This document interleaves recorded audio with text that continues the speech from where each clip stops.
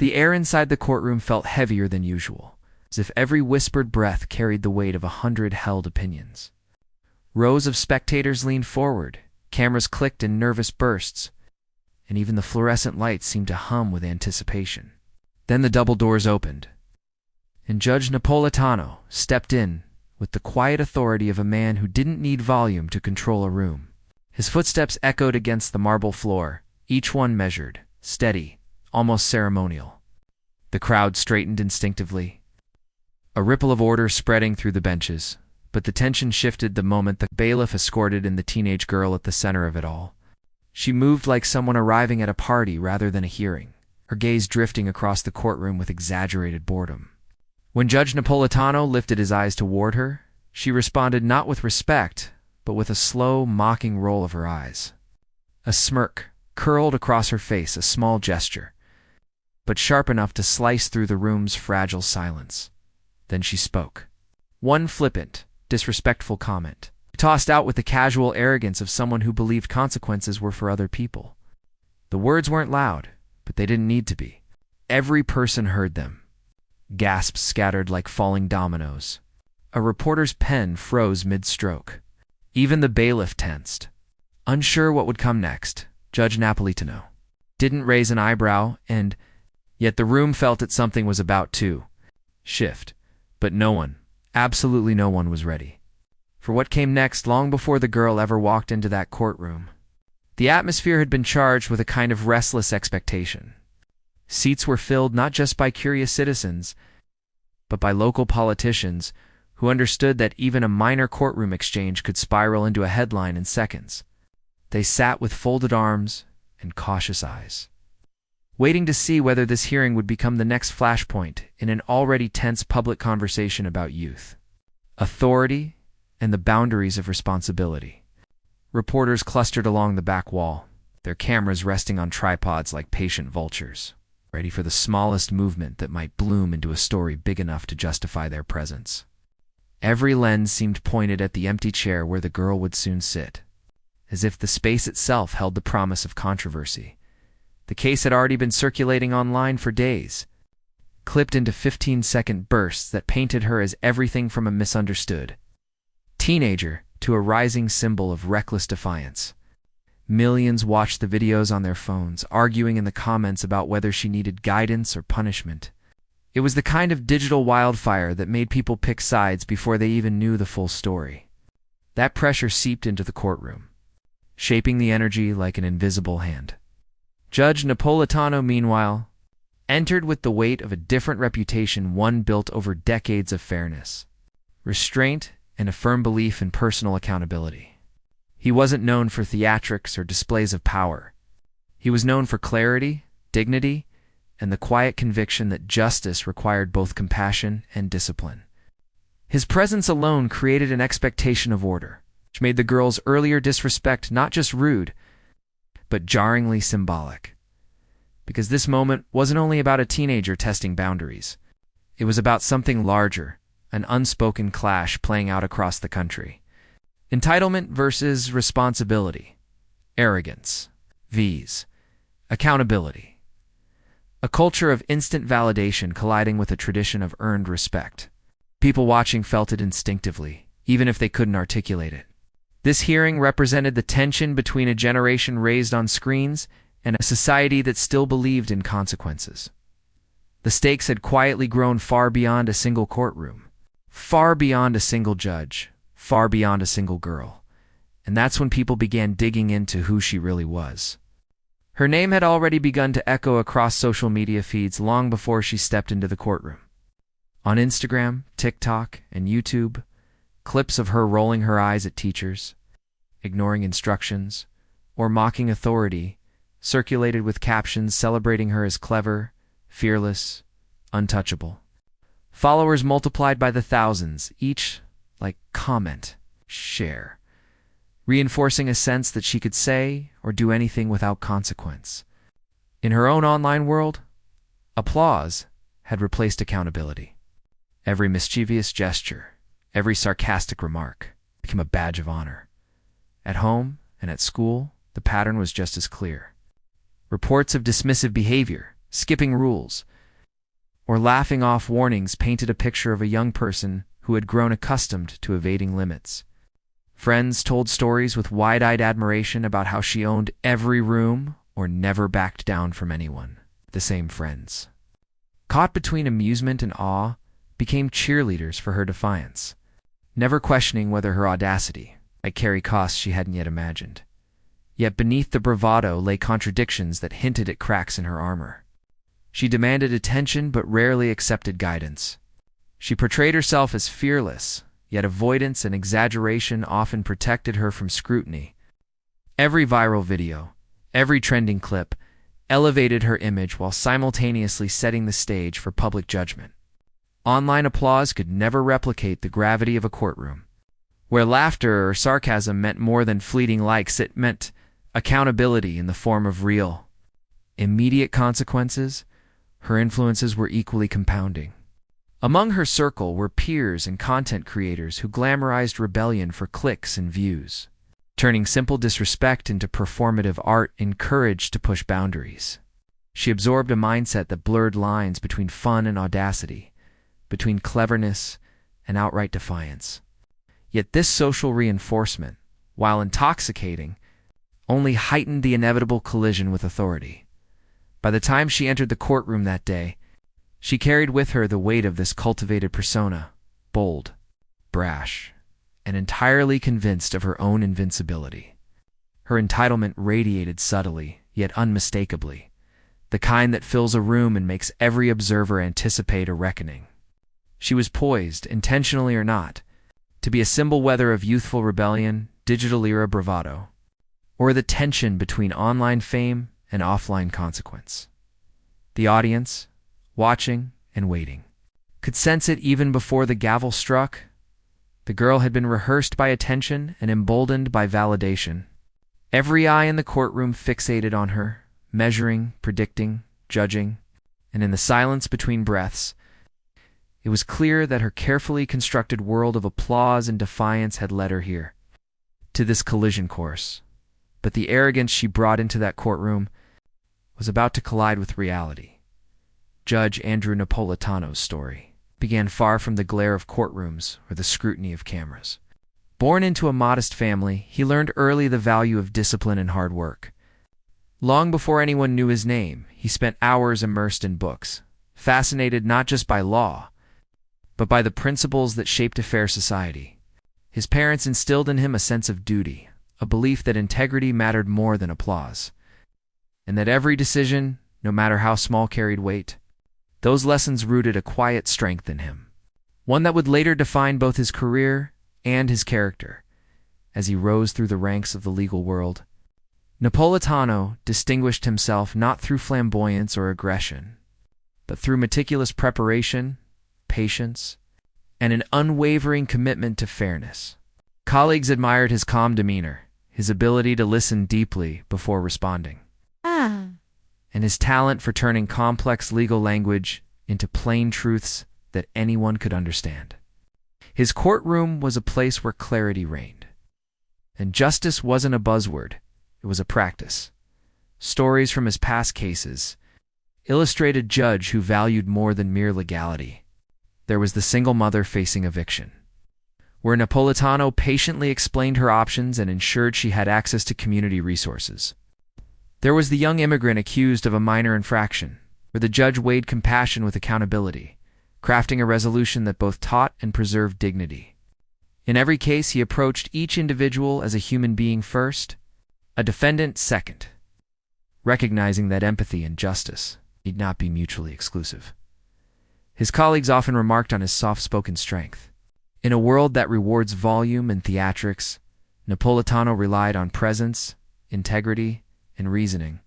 His authority was unshakable not because he demanded fear, but because he inspired respect. Even in moments of tension, he remained composed, able to diffuse conflict with a few carefully chosen words.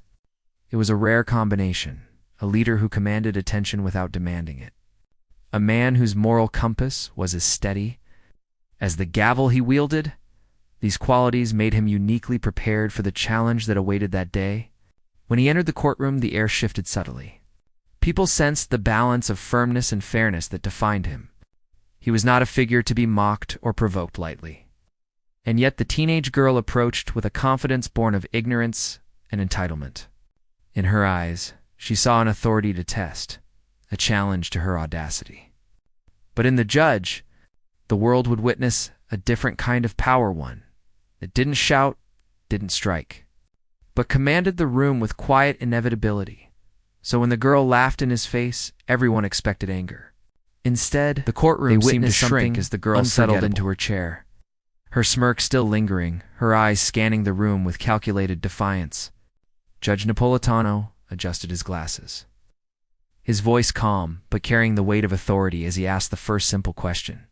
It was a question anyone could answer, a question designed to establish facts, not to trap. Yet the girl responded with a sarcasm so sharp it sliced through the formality of the room. A ripple of laughter escaped from the gallery, muffled at first, but growing as whispers of amusement spread like wildfire. Napolitano didn't flinch.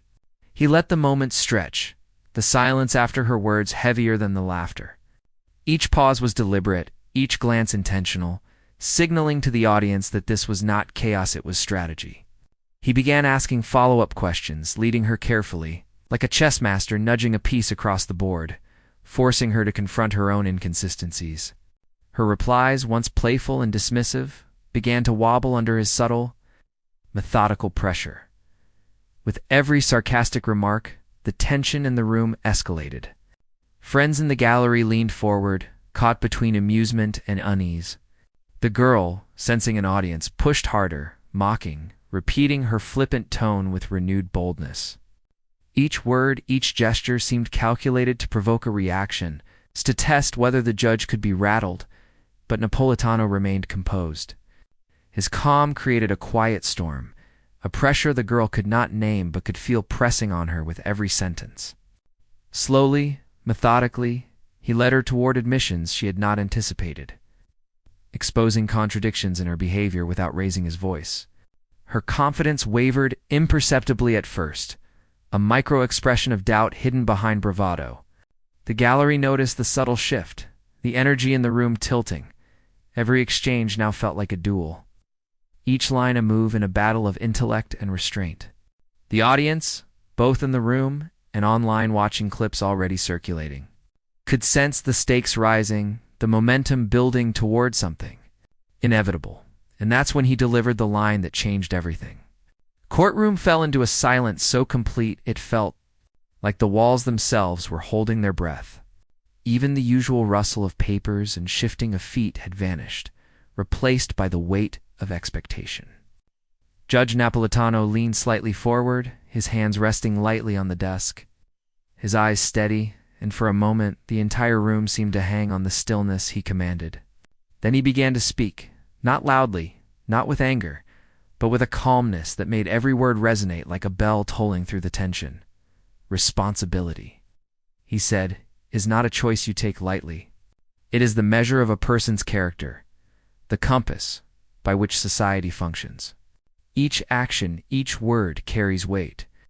And when we treat authority with disdain, when we mock rules designed to protect and guide us, we are not merely rebelling against individuals. We are challenging the very foundations of trust, of dignity, of shared obligation. The girl's smirk faltered, just slightly, and she opened her mouth to interrupt. Napolitano did not raise his voice. He did not snap. He waited, letting the silence speak, letting the gravity of his words settle. The pause stretched long enough for her confidence to flicker, tiny cracks forming where arrogance once held firm. The spectators leaned in, sensing the subtle shift. He continued, each word deliberate, measured, dissecting her actions without a hint of malice. You have laughed at authority, disregarded guidance, and performed for applause rather than understanding. Yet here in this room, there is no audience but truth itself.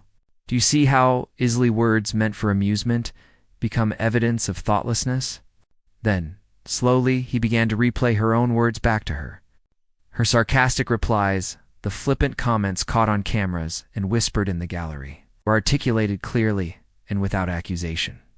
Each repetition forced her to confront herself not as a performance, but as a young person standing accountable. Her shoulders slumped imperceptibly. Her eyes darted downward. The judge moved with a precision that bordered on artistry. Weaving legal reasoning and moral insight into a single narrative, every society depends on a contract between its citizens and its institutions, he said softly. We honor that contract by showing respect, by understanding limits, by embracing the lessons authority seeks to teach. Defiance is natural. Recklessness is not. As he spoke, her expression shifted. Subtly, arrogance gave way to hesitation. Hesitation to awareness. Awareness to a kind of quiet embarrassment. The confidence she had carried in like a shield was now a fragile mask slipping from her face. The audience, sensing the metamorphosis, held their breath, some whispering, others silent. As the full weight of her actions became clear, finally, Napolitano delivered the ruling firm, fair, unwavering. It was not punitive in cruelty, but corrective in clarity. It required acknowledgement, reflection, and a tangible step toward responsibility. There was justice, yes, but also humanity. She had been corrected, not humiliated. Instructed, not destroyed. The courtroom exhaled collectively, the tension dissolving, but the impact lingered. Cameras had captured it all, and those watching would not soon forget the deliberate, unshakable authority of a man who could teach a lesson with words alone.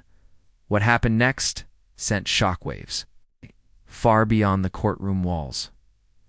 Within hours, clips of the courtroom encounter spread like wildfire across social media.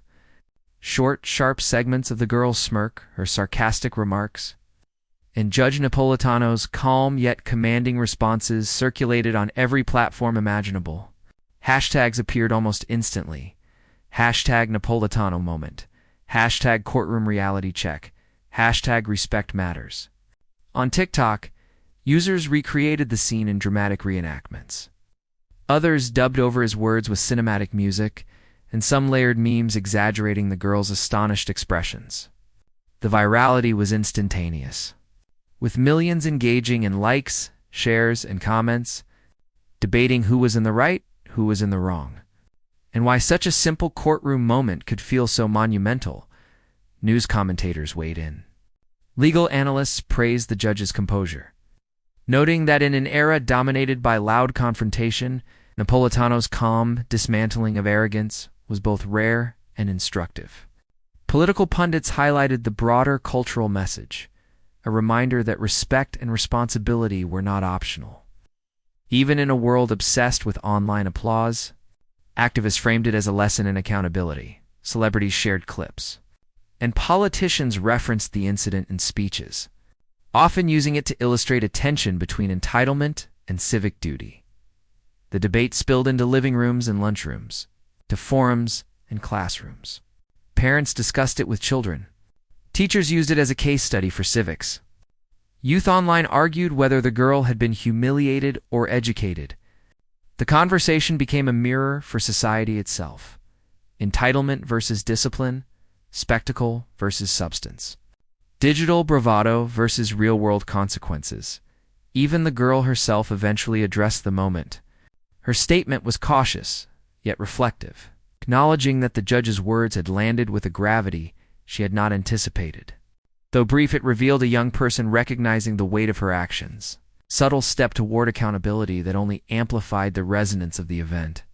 People dissected every word, every nuance, debating sincerity and intent. By the next morning, the courtroom exchange had become more than a viral video. It was a symbolic cultural flashpoint. Commentators referenced it as a modern parable of respect. Clips were used in educational discussions, and memes continued to multiply, keeping the story alive across platforms and time zones.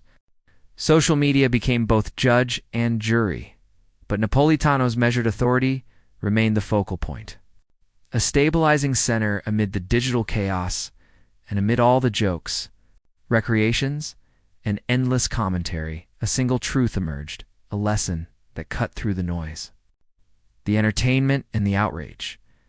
But amid the chaos, One lesson echoed louder than any meme. The courtroom drama had ended, but the lesson it carried extended far beyond the walls of that chamber. Judge Napolitano's ruling had been clear, firm, and uncompromising, but it was never intended to humiliate.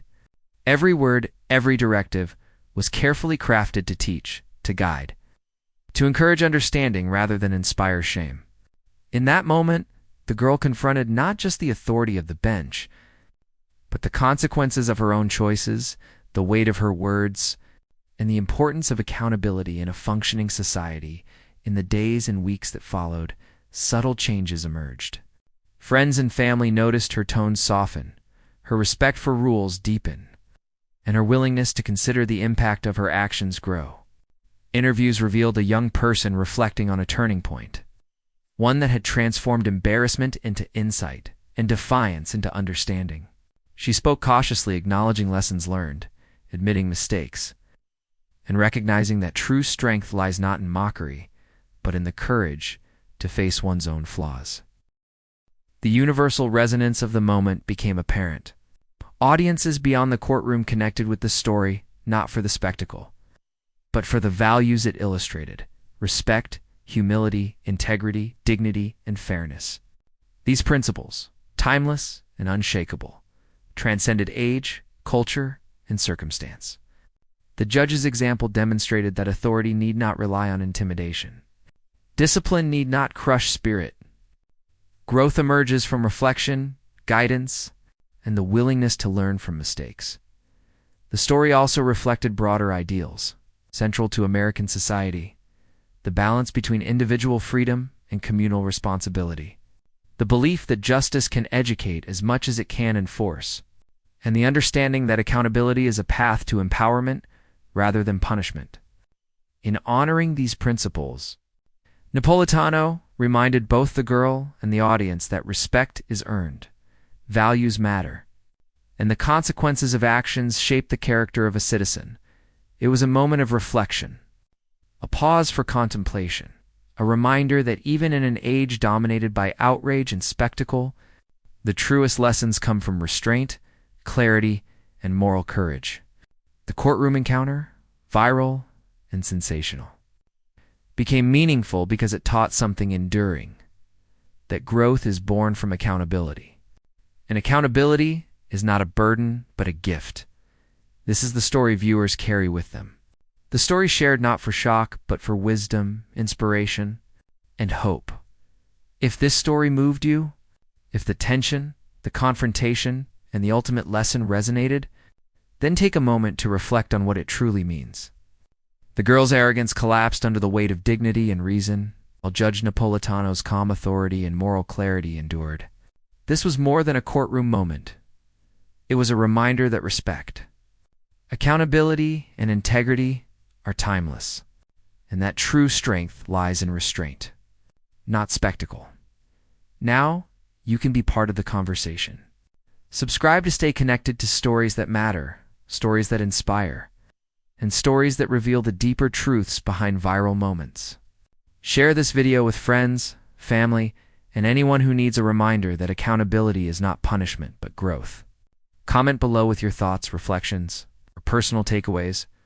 Your voice adds to the dialogue, turning a single story into a shared experience. Join a community that values discussion, learning, and insight over fleeting trends, and help keep meaningful stories alive in an age dominated by noise. Every action matters. Every choice to reflect, share, and engage amplifies the lessons learned in that courtroom. Arrogance may flare, entitlement may rise, but dignity and wisdom endure when they are recognized, celebrated, and practiced, because sometimes the smallest moments teach the biggest lessons.